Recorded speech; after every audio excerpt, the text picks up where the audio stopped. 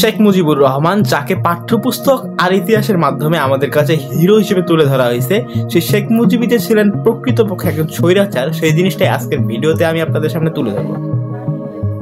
শেখ মুজিবের ইতিহাসে 1971 থেকে ডিরেক্টলি চলে যাওয়া হয় 1975 সাল পর্যন্ত, কিন্তু 1972 থেকে 1975 সাল পর্যন্ত শেখ মুজিবের যে শাসনামল ছিল সেই জিনিসটা কিন্তু আমাদের সামনে তুলে ধরা হয় না।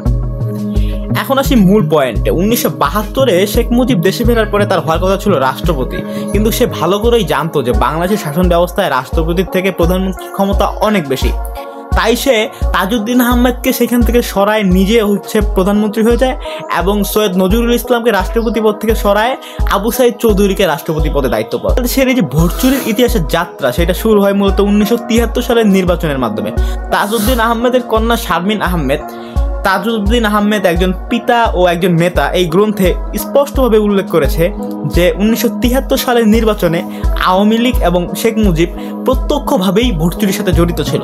নির্বাচনে শেখ মুজিব 4টা আসন থেকে মনোনয়ন ফর্ম সংগ্রহ করে এবং তার মধ্যে একটা আসন ছিল ভোলার আসন, এবং সেই ভোলার আসনে ডক্টর আজাহার উদ্দিন ছিলেন জাসদের একজন শক্তিশালী প্রার্থী, এবং মনোনয়ন ফর্ম জমা করার দিন ডক্টর আজাহার উদ্দিনকে গুম করে ফেলা হয়। এই যে গুমের রাজনীতি, সেটা কিন্তু মূলত 1973 সালে শেখ মুজিবের হাত দিয়ে শুরু হয়েছিল। কি এই ভোট চুরির যে কালচারটা, সেটা সেই তখন থেকে শেখ মুজিবের হাত ধরেই চলে আসছে, এবং তার ছেলে শেখ কামাল, যাকে নিয়ে যদি বলতে যাই তাহলে নতুন করে আরেকটা কন্টেন্ট বানানো লাগবে। তার অপকর্মের লিস্ট এত বড় ছিল, ভোট চুরি বলেন আর মানুষ খুন বলেন, সেখান থেকে ব্যাংক ডাকাতি বলেন, এমন কোনো অপকর্ম না যেটা শেখ কামাল করে নেই। 1973 সালে 3 সেপ্টেম্বর ডাকসুর নির্বাচনে শেখ কামাল ব্যালট বাক্স ছিনতাই করে, এবং যখন এটা তখনকার ভিসির কাছে আপনার অভিযোগ দায়ের করে দেওয়া হয়, তখনকার ঢাকা বিশ্ববিদ্যালয়ের এই ভিসি কোনো পদক্ষেপ নেয় না, এবং পরবর্তীতে এই ভিসিকে সরকারের একটা মন্ত্রী পরিষদের দায়িত্ব দেওয়া হয়। আমরা শেখ কামালের কথা বলি যে কর্মের কোনো হিসাবই ছিল না, এবং তার অপকর্মগুলো এমন ছিল যে আমরা যদি বলি যে সর্বহারা পার্টি, সেই সময় সর্বহারা পার্টির একজন লিডার ছিলেন সিরাজ শিকদার, এবং কি একজন লেখক আহমেদ সফা, এদেরকে প্রকাশ্যে অস্ত্র নিয়ে ধাওয়া করছে মারার জন্য। শেখ মুজিব তার ক্ষমতাকে ধরে রাখার জন্য সংবিধান পর্যন্ত চেঞ্জ করে ফেলেন। তিনি 1972-এ 23 অনুচ্ছেদ নামে একটা পরিবর্তন আনেন, যেখানে গণপরিষদের মানে যে সদস্য ছিল তাকে কোনো বিনা কারণ ছাড়াই বিনা কোনো কারণেই তিনি বাতিল করতে পারবেন। আপনি ছাত্র হত্যার কথা বলেন, সেই কালচারটাও কিন্তু শেখ মুজিবের আমল থেকে চলে আসছিল।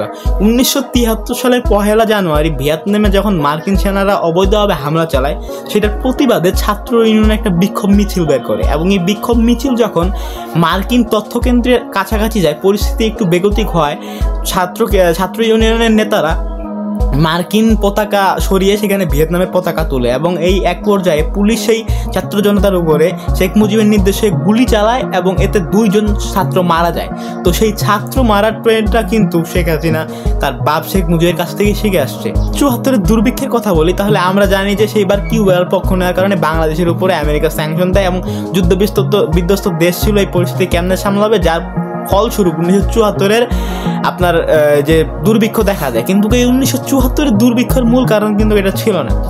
ডক্টর অমর্ত্য সেনের ফেমিন বাংলাদেশ নামে একটা জার্নালে তিনি প্রকাশ করেন যে দুর্ভিক্ষ যে বছর হয়, সে বছরে বাংলাদেশে সবচেয়ে বেশি পরিমাণে কৃষিপণ্য উৎপাদিত হয়েছিল, এবং সবচেয়ে বেশি পরিমাণে কৃষিপণ্য উৎপাদিত হওয়ার পরেও এত দুর্ভিক্ষ দেখা দেওয়ার কারণ কি ছিল? কারণ ছিল শেখ মুজিবের বিলাসবহুল জীবনযাপন, আর আওয়ামী লীগ নেতাদের পকেট ভারী করা। তো থেকে 1975 এর মধ্যে ভারতে প্রায় 2000 মার্কিন ডলার সমমূল্যের পণ্য পাচার হয়, যেটা বাংলাদেশি এক গণমাধ্যমে তুলে ধরা হয়েছিল।